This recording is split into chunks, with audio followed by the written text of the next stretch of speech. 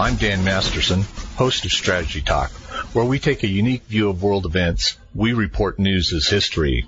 With me today is the editor of StrategyPage.com and well-known military author, Jim Dunnigan. Associate editor and syndicated columnist Austin Bay also joins us. Welcome, Austin and Jim. Thought we'd talk about a couple of topics today. Austin, what you call the Russian Mercs, what is that all about? Well, I'll tell you the person to talk to on this one, because he's been following it. It's not a new phenomenon. Is Jim, but when I mention Russian Mercs within the last 3 or 4 months, it's about the little green men, which is what they referred to in eastern Ukraine and Crimea. Who are really Russian soldiers, some of them probably Spetsnaz, special forces, security forces for intelligence agencies who are working with, in the case of Ukraine, rebels, providing firepower, training, communications, and really in some cases, very thinly disguised Russian infantry units for the most part, but sometimes for instance, a surface-to-air missile when the shoot down of that Malaysian airliner. Their operate under quote-unquote plausible deniability, so that Putin and the Kremlin can say, "Oh, that's not our people." But there are, and there's a couple of Russian mercenary outfits that Jim has written about that hire individuals to take on these missions. But within the last 3 weeks, Dan, we've seen, we know that they've been present in Syria, but there was an incident the first week of February. February 7th, February 8th is the two dates that I've seen crop up for this, where essentially a Russian mercenary serving on what amounts to a battalion-sized mechanized infantry task force, based on reports of types of vehicles, number of men, and the mercenaries operating in the way the audio, because and as a website called Polygraph got leaked a number of audio. Actually, they sound like taps of long phone calls from Syria to Russia. And for what it's worth, polygraph.info and strategy page readers, go check it out. It's a combination effort by Voice of America and Radio Free Europe, which are both U.S. supported. VOA is a U.S. institution, and RFE is strongly supported by the United States of America. So my guess is that those audio tapes were leaked to them by American intelligence or the Pentagon. But based on what they say on those reports, plus statements from U.S. CENTCOM, our command at Pentagon, it was a battalion mechanized task force, manned both by Lebanese Hezbollah or Russian mercenaries. Both, really, it looks like both, and they attempted to attack an American military position on the Euphrates that this U.S. force was dug in along with some Syrian Kurd fighters. It's been described as an oil field, but also an oil production facility. And in one of the translations of one of the tapes, I read what the Russian was saying, that was their target, to take that oil producing facility, and you go through the story that's come out. I'm guessing it's the Pentagon. In fact, a Pentagon spokesman or CENTCOM spokesman, CENTCOM spokesman, said that 3 weeks before this assault occurred, the U.S., we were telling the Russians, we're aware that you're building up forces here, and you're not to approach this. This is where we, we've got I didn't use the word red line, Dan, but I got the implication. We are watching you. And when they decided to make the move, a lot of the mercenaries died. I'll let Jim comment on what that may mean in Russia or for Mr. Putin, and that we, based on both the Russian after action audio and what I've been able to piece together from open press sources, but also the Pentagon CENTCOM comments on it, that mech task force rolled right into a kill zone, a real fire sack where they got hit by artillery, missiles, bombs, and it looks like 3 to 4 Apaches were on their flanks, as one commenter I saw on Instapundit, because I put a link up to the audios on Instapundit. It said he was a retired chief petty officer. He was saying what those attack helicopters were doing was herding and that's the word he used. It's a good word too.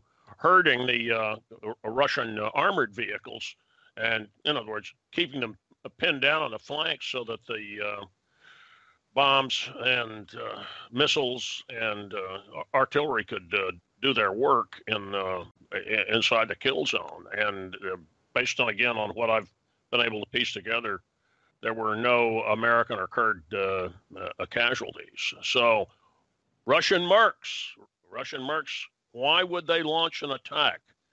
I'll give you my theory after Jim fills in all the details. And Jim really does know.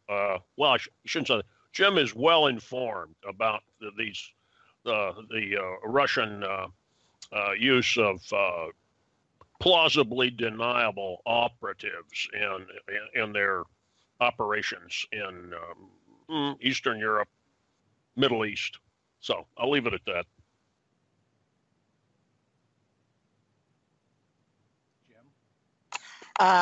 The Russian military contractors grew out of the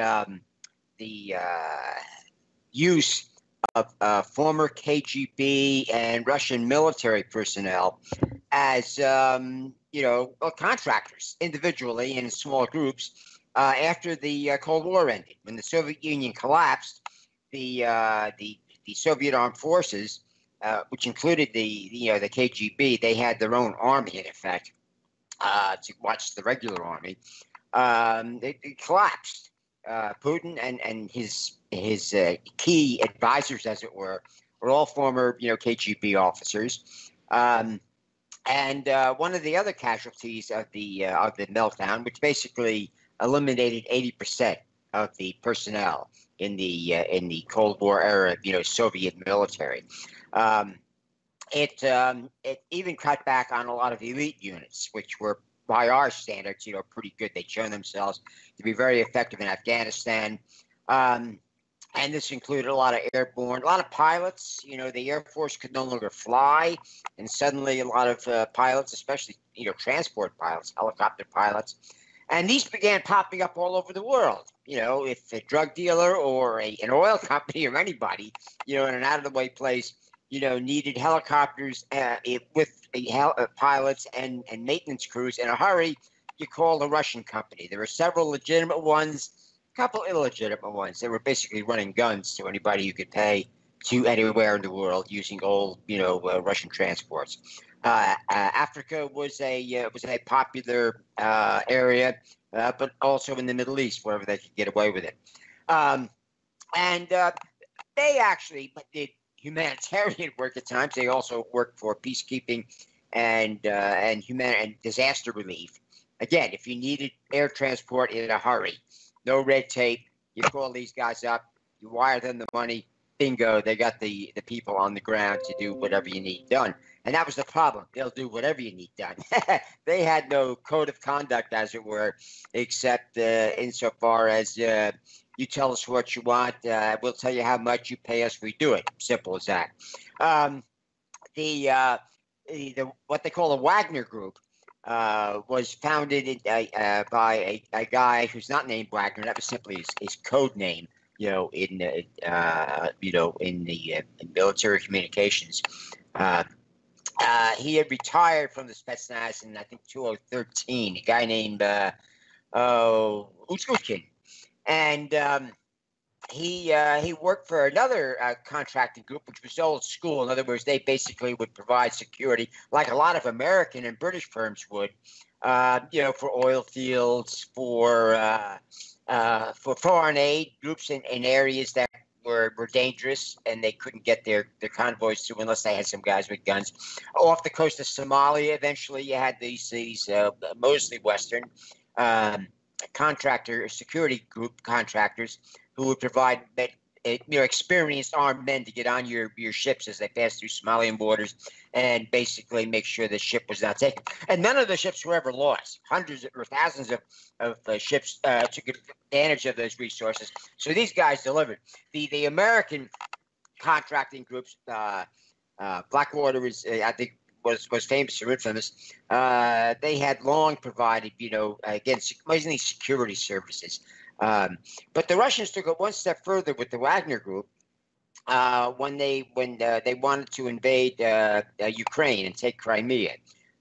These were where the little green men, as civilians, basically, not Russian Spetsnaz, first showed up, and that dovetailed in with another problem. The majority of Russians wanted conscription gone. Now, Russia had one form of conscription, one form or another peacetime conscription since the 19th century, and it was very unpopular. And a lot of Russians felt that, with the Soviet Union gone, why have we still got conscription? We can't afford a large army. And actually, a lot of people in the Russian military agreed that they had studied what the Americans, the Western forces had done especially in the first Gulf War in 1990-91, and they and the Chinese were rather shocked at the disparity between the Western forces, who trained and equipped themselves a certain way, and the Iraqi forces, who basically were trained and equipped with Russian equipment and Russian tactics. And granted, the Russians would discount, the skill, as it were, of the Arab troops, which was always a factor. It was a 100-hour war. I mean, we just blew them away. And they realized that warfare had changed. And it was also noted, of course, that all the American troops, in fact, most of the troops there were volunteers. There were very few conscripts. There may not have been any at all, for that matter, because most Western countries just sent contingents. They sent, the groups that composed primarily of volunteers. And, of course, another problem everybody was having, well, especially in Europe, throughout Europe, was that nobody wanted to send conscripted troops overseas. In other words, the conscripts, people would tolerate conscripts for defensive purposes, for the basically the army to defend the republic or whatever. But basically, because of World War I and World War II, which should both begun with largely conscript armies, and most of them got killed in the first year. Europeans in general had it with conscripts in offensive wars, and this is a fundamental factor which most Americans don't understand, because our losses were so much lower in World War I and World War II. For example, the United States, for every American killed in World War II, there were like 80 or 90 Russians killed. And their population was only, 20% larger than the United States. So, I mean, I calculated after the true numbers came out in the 1990s of the Russian losses, that 18% of their population died. 18% of everyone, mostly men. I mean, there were some years, draft years, as it were, where there were over 95% of the young men, died, didn't return from that war. I mean, this was a tragic and a immensely emotional, experience for Russians. Something Americans never quite understood, and probably most don't to this day. And Putin, even though he started turning Russia back into a police state, had to pay attention to this because he realized, the one thing you got to say about the KGB guys, these were the best and the brightest. If you wanted to make it and have a powerful position, do whatever you wanted, maybe make a little money on the side, you got into the KGB. And he did. He was a young up-and-comer and what have you. And he was working. He was at the end of the Cold War. He was assigned in Eastern Germany, so he could see the difference between East Germany and West Germany. He had a good idea of what Russia was up against when the Soviet Union collapsed. They were in deep doo-doo, as the saying goes. We've reported on this, since Strategy Page began in '99. The trials and tribulations of the Russian military. For example, right now, about 30% of the Russian military, which is still understaffed, they can't get enough conscripts. Because draft dodging is socially responsible in many groups, in Russia. You can't crack down on it too hard because you'll have another revolution, as the Russians like to say. And there are just fewer Russians because the birth rate, was plummeting at the end of the Cold War, and it took a huge a plunge after the Soviet Union dissolved, because most of the new children were coming from non-Slavic areas. In other words, when the Soviet Union disappeared, Russia in effect lost half its population, and the half of the population it lost was mainly the Asiatic groups who were having the most children. So the Slavs were not reproducing. In fact, from 1991, since the establishment of current Russia, the population has been shrinking. And now he's managed to, one thing Putin realized he had to do was he had to improve economic conditions enough so Russians would have children again. I mean, it was as simple as that. So if Putin was going to do any overseas adventuring involving military power, he had to, not use any conscripts, which meant the majority of Russian forces are still conscripts. You don't want to be there for the most part. And of course, any Russian troops, whether they were contract soldiers or volunteers to go overseas, the conscript could volunteer to go overseas, but that was often, a facade for people who were being coerced or tricked into doing it. As few as possible should be killed. So the Russians make a big deal that since they have been in Syria and since mid 2015, they've only lost 50 Russian military personnel. Yes, but as we point out, because we basically follow that, we do updates several times a year. It's really closer to, it's now probably closer to 400. But until early February, with that debacle, in the Euphrates River Valley, the Russians had lost, about 200 people, most of them from the mercenary groups, and the Wagner group. But at the same time, this does not reflect poorly on the Wagner group, because one thing these people are usually veterans, or they're almost always veterans of elite units like the Spetsnaz and the intelligence services. So these are people like the American Special Forces. They have a better idea of what's going on the ground than anybody in military intelligence or, the active duty troops, which has always been the case with the American Special Forces. And it always caused friction between the Special Forces and the regular army. Who are these know-it-alls who wear beards and don't dress up in spiffy uniforms? There's always been that friction. But at the same time, one advantage of having a secret police officer running the country, which is the case in Russia, is that he understands that. He may not like it, but you can go tell him that, and you say, all right, then, but what can we do about it? And, of course, that's a downward spiral, because the things you can do are even more and more, outlaw-type operations. The Wagner Group, for example, has a special disciplinary unit. And we've reported this several times. I think in one case, on the Russian update, the headline so to speak, was two guys walk into your office with a flamethrower. And that was based upon a true disciplinary action that was taken against a Russian mercenary group, pro-Russian, militia in, the rebels in eastern Ukraine are by and large bought and paid for by the Russians. And a lot of them aren't even from Ukraine.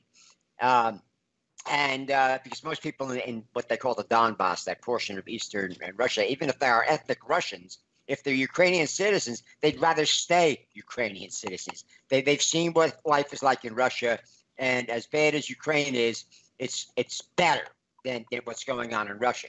So they basically have to bring in these mercenaries to enforce discipline and to keep the revolution going. But they're basically losing because they've lost the support of the population. And they mobilized the Ukrainian government. Now, in Syria, it was a different situation. The Iranians took the lead in bringing in mercenaries. The Iranians have basically bought and paid for something like 60,000, 70,000 mercenaries. Now, these consist of the most, how should I put it, the most effective forces are probably the Lebanese Hezbollah, which Iran has been basically paying for and providing weapons and training since the 1980s. When the civil war was going on in Lebanon, and then the Afghans. Now the Afghan brigade, which is I think over 20,000 people have been recruited for this. Its current strength is less than half of that, actually on the ground. Recruited from Afghan refugees from Afghanistan, mainly from the descendants of refugees who invasion in the 1980s. So this is irony upon irony, when it comes to Russia. But these were by and large Shia, Afghans, and Iranians didn't like them because they got mixed up in the drug trade. There's basically, and again, we reported on this regularly, there's been a war going on in eastern Iran between the Iranian security forces and the armed, the armed smugglers, the Afghan smugglers. Now, inside of Afghanistan, the Taliban, who are basically the bought and paid for security force for many of the drug gangs, they will escort the smugglers to the border. But once you hit the border, you're basically, you're on your own. And the drug gangs will have their own weapons. They have basically their own mercenaries who will cross the border. Sometimes these guys are Afghans who are living in Iran. Anyway, Iran got the clever idea, and this is why everybody in that part of the world is afraid of the Iranians. They said, "Hey, look, we can turn these refugees into loyal citizens by saying, look, if you join this militia." To basically fight for us in Syria, to protect Islam, et cetera, we will pay you good money, and there will be death benefits. We will have health care if you get injured and what have you. And they knew they had to deliver on this because this is the age of the internet, and even Afghan refugees, in eastern Iran have access to the smartphones, and if you fulfill your contract, again, more contract soldiers, you and your family will get residency permits, maybe even citizenship. Now, the other irony of this was a lot of the Afghan Shia are Hazrati. They're basically descendants of the Mongols who came into the basically conquered or wandered through Afghanistan several times to and from other places, and raised the hell of a ruckus. I mean, people who say Afghanistan was never conquered don't know much about history. The Mongols would conquer a place, but then they had accountants along. They'd always have accountants. The Mongols were not stupid. I mean, that's another myth. They were very clever guys, and they would do the numbers, and they'd say, this place isn't worth it, and so they'd leave. But some would stay behind.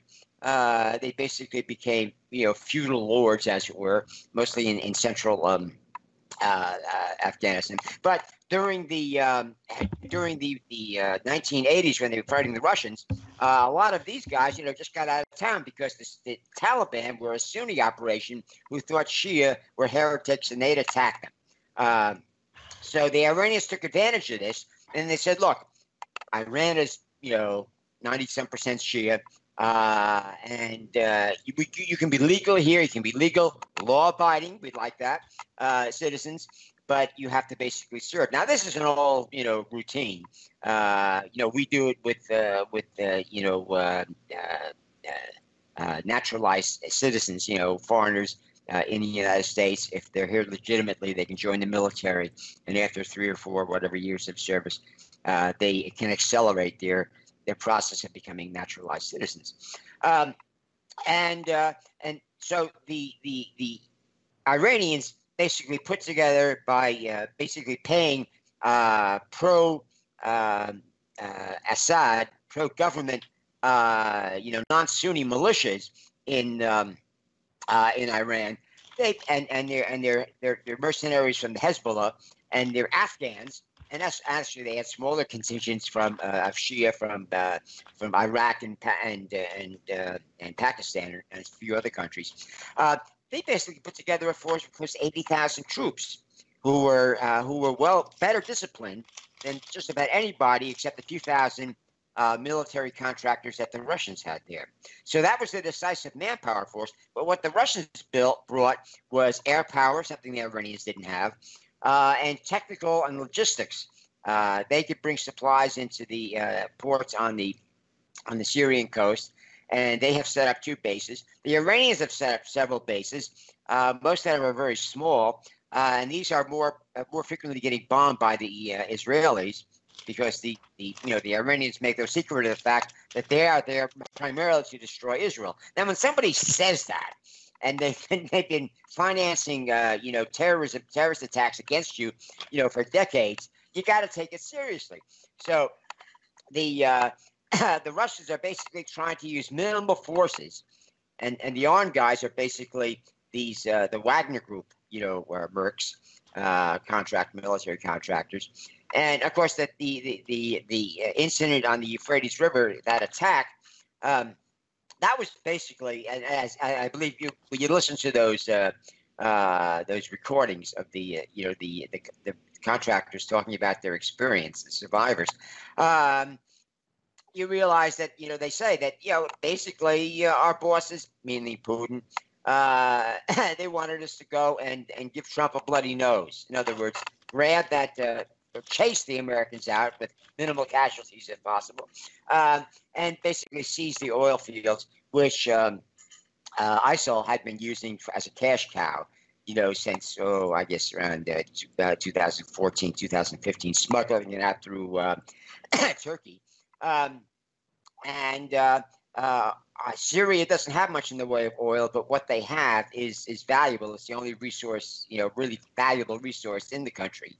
And it's very symbolic. So he was told, the surviving Mercs report that they were told that we're just going to go in there and chase the Yankees out, grab the oil field, and be declared, another victory for the motherland. And of course, the Americans resisted. And as he put it, the Yankees, made their point, as it were, by killing most of us. Now, the weapons we have there is a lot of MLRS, the GPS-guided rockets with a non-GPS backup, less accurate, but it does the job. And as one Marine artillery battery of 6 guns, 155 millimeter, towed or airdrop, that's what were howitzers. They killed more ISIL than any other American force, had during the entire war, because basically they were using these new GPS guided shells, cheaper than the ones we've been using since I think 07, 08. What do you call it? Well, anyway, they you just screw in the fuse, the guidance device, and bingo, you've got a guide shell. And these Marines, they wore out some of their howitzers. They fired so many rounds, and now they left, but they've been replaced. And again, it doesn't take too many. You got the GPS coordinates of the road. The contractors, the Russian forces coming in on, and of course you can call and fire. The artillery is good for about 40 kilometers, but the MLRS, the guided rockets, are good for about 70 kilometers. So whatever assets we have in there, plus the Apache gunships. Plus, I think they also had a fixed wing, a AC-130 gunship doing it, and God knows what else. I mean, you could have also had F-15Es, firing, using longer range GPS guided munitions. In other words, the bottom line is the Americans, we had no problem concentrating a lot of firepower on that one column and doing great damage. Now, the problem, as we've reported, of how many people got killed, that's another problem the Russians had. Now, they and most other modern armies, Western armies, including the Israelis, have had a hell of a problem with keeping secrets when all the soldiers have smartphones. Now, the Russian solution, which was announced, I don't know if it was just before or just after the February massacre, was that they are basically knocking out all 2G and 3G, all smartphone grade cell phone communications. If you want to use a cell phone in areas they control, you got to use an old flip phone, which means no pictures. Now, that solves one, if it works, that solves one embarrassing problem, because a lot of these mercenaries, or even Russian soldiers there, they were sending selfies back there, posting to Facebook or whatever, and they were letting all the friends back home know in a public venue on the internet how things were going, in Syria or Ukraine, which was supposed to be under even tighter, security and what have you.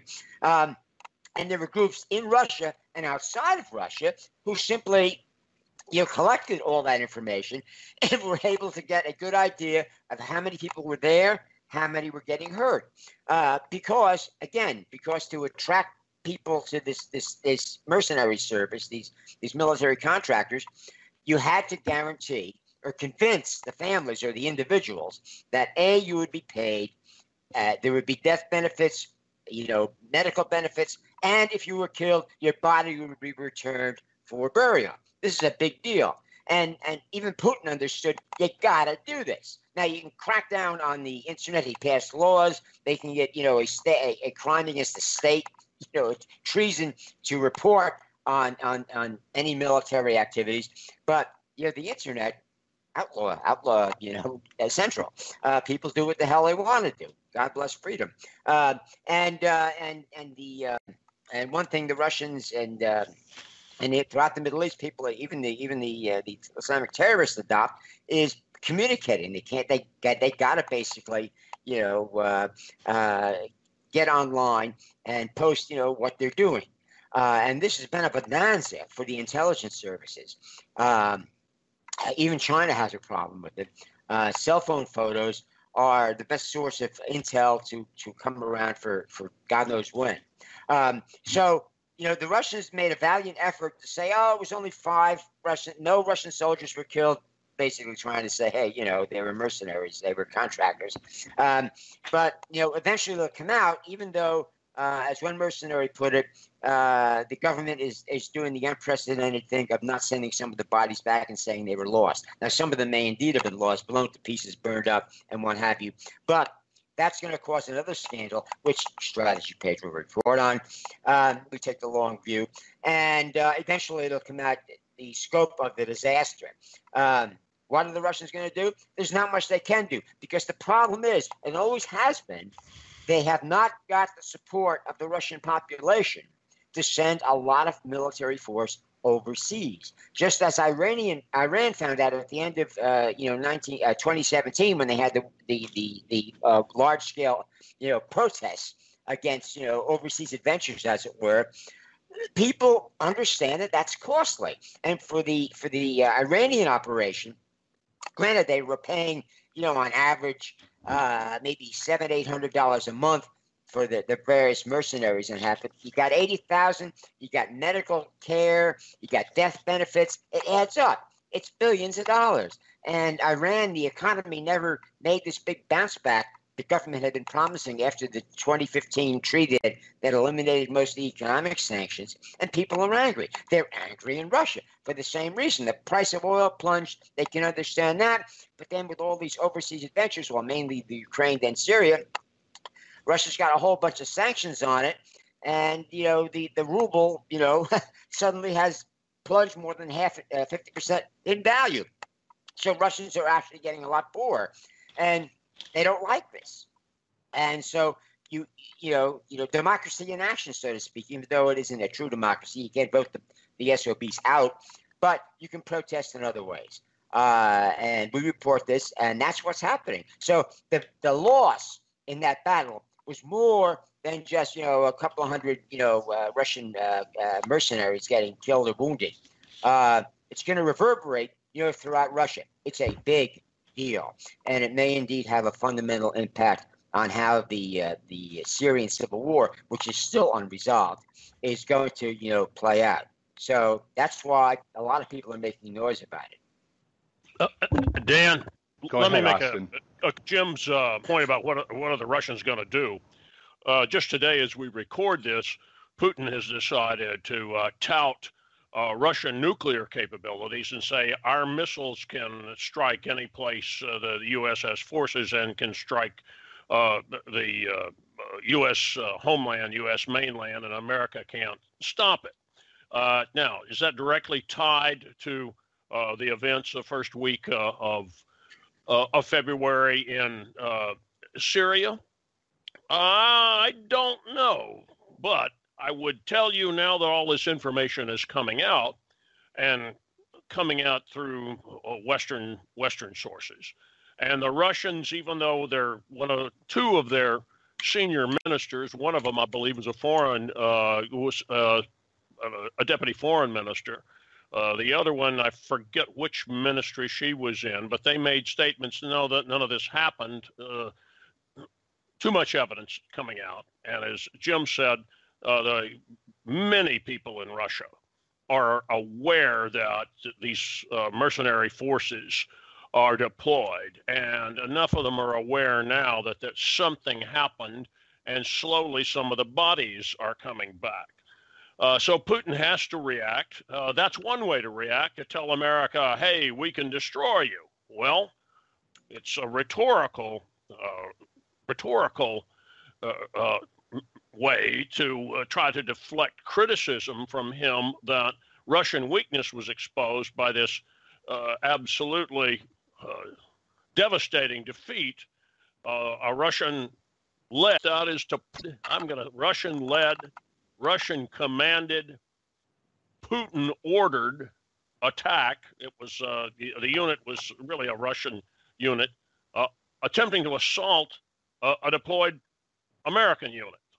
And if Jim said it was to give Trump a bloody nose, another way to put that is to probe American reaction. One of the reports I read that was sourced to the American military said that American observers reported that at least one of the Russian vehicles got within 300 meters of one of the forward positions. Now, the implication is that the U.S. forces are on the eastern side of the Euphrates, but there's a bridge that their pictures bridge that has pontoons, and knowing the way that U.S. forces deploy, you're going to have sensors and patrols positioned to watch and approach on the opposite riverbank, and I'm talking about on the ground as well as overhead surveillance. There was another report. Now, there were actually two. One from one of the Russian tapes, but also a report sourced to the American military that as the Russians approached, U.S. raised the flag that they had there higher, so you would, if you're in, can see it, there's an American flag up there. Plus, there were warnings, don't move any closer. Now, the defeat, if they were probing it, they were already getting reactions even 3 weeks before the assault saying, we're watching you. What is it they wanted? Did they want to see if the U.S. was going to shoot? Well, one thing Putin should have figured out after Trump authorized the cruise missile Tomahawk land attack missile strike on Syrian Air Force assets after the sarin attack last year in April of 2017 is that, yes, especially a Pentagon led by someone like Jim Mattis, is the American officers in the area on the ground. And I'm going to say that, of course, you've got the commander of the American force that is on the ground, but the way that our surveillance and intelligence assets are integrated, you would have a more senior officer somewhere, maybe not right there on the spot, but maybe not having the exact same clarity of the soldiers in the position, but enough of the information to know that these guys are coming. I'm talking about the Russians are coming. The Russians themselves say they were in 3 columns, though some of the descriptions that I have, again, this is pieced together, Dan, doing it the way that Jim and Al and I've done it for years, is looking and then weighing it and comparing it to what we know goes on doctrinally and is done in the past. It looks to me like some of them were deployed. They weren't moving straight in columns. They began in columns and then they began deploying so that the vehicles, mutual support. This also follows Russian doctrine. And they mentioned that there were BRDM recon vehicles in there, some sort of armored personnel carriers. I haven't gotten what that is, but 10 T-72 tanks.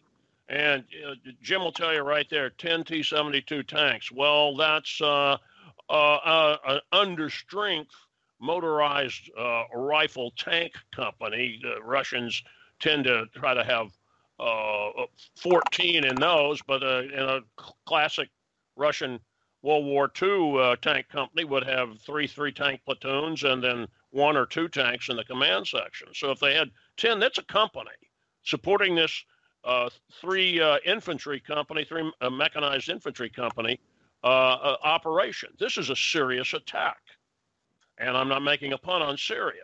I don't know what they had for in terms of artillery or indirect fire support, but they were making preparations and indicating they were going to make a serious assault on this American manned position, and they got slaughtered. So if Putin, and the other thing that I think is accurate out of some of the reports I've read, the Russians would not have tried this without clearance, direction, orders from, quote, the highest level.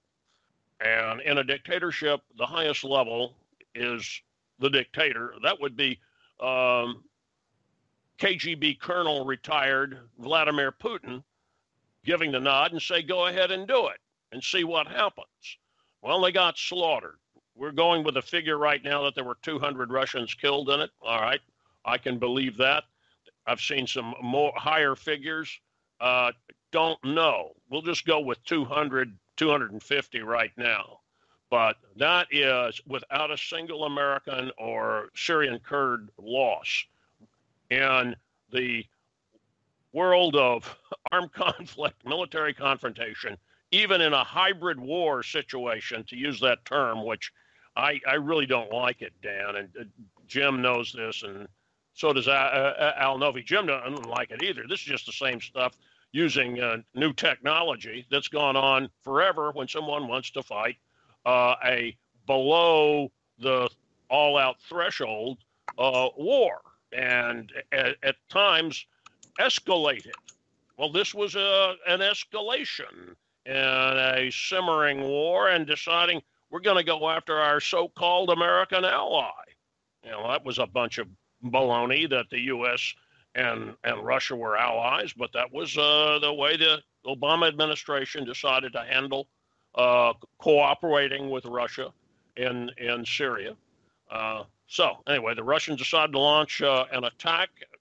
It's similar to many of the things they do in eastern Ukraine, where they sit around and there's low level, there's sniping and maneuvering and then suddenly there's a brief lurching attack to seize a position from the Ukrainian forces. The Ukrainians do it back to the Russians, but it's the Russians who've been on the offensive. Well, here in a Russian offensive of a type to see what the U.S. would do was utterly smashed. And then today, Putin is telling the United States he can nuke us. So, Jim, do you think I'm out of line thinking there might be? No. When Putin when threatens to use nukes, it means he's saying, "Okay, you beat me. Let's talk." I think so too. That's a darn good way to put it. Yeah. I think we'll wrap it up right there, and we'll talk to you gentlemen next time.